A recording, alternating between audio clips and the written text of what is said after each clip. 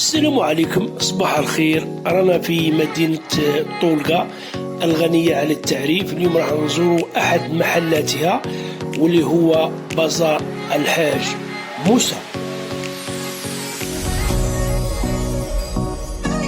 واللي راه يسأل على هذا المحل عنوان يقع بالناجة إخوة سايب المعروف بشارع السوافة. والآن راح نطلعوا الأخ سعودي راح يحكي لنا على المحل. مرحبا بك خويا قادة، مرحبا بناس طولقة، مرحبا بكم في بازار الحاج موسى.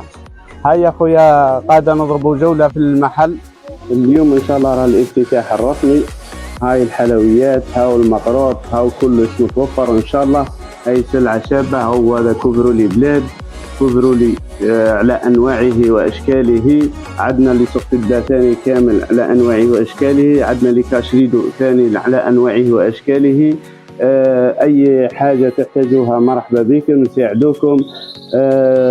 وش نقول لكم، عندنا تزييزات تاع الجمله، كاين تاع 5 ملايين و500 راح نحطوها لكم ب5 ملايين، وكاين تاع 4 ملايين و500 راح نحطوها لكم ب4 ملايين، وكاين تاع 3 ملايين و500 راح نحطوها لكم ب3 ملايين، وكاين زهاج اخر زهاج وارخص زهاج هو يدير 2 ملايين و500 راح نحطوه لكم ب2 ملايين.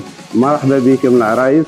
العرايس اللي ما عندهمش المساكن، هذوك اليتامى اللي ما عندهاش متاكده من يعني كيما نقولوا يتيمه، يعني صح روحي نعاونك لدرجه ما تصوريهاش اكل، فهمت كيفاه. زيد عندنا البطاطات بروم خايد نتاعهم.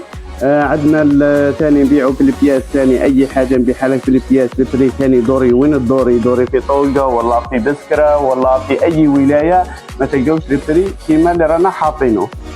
ربي ان شاء الله باذن الله حاجه ما تخصكم.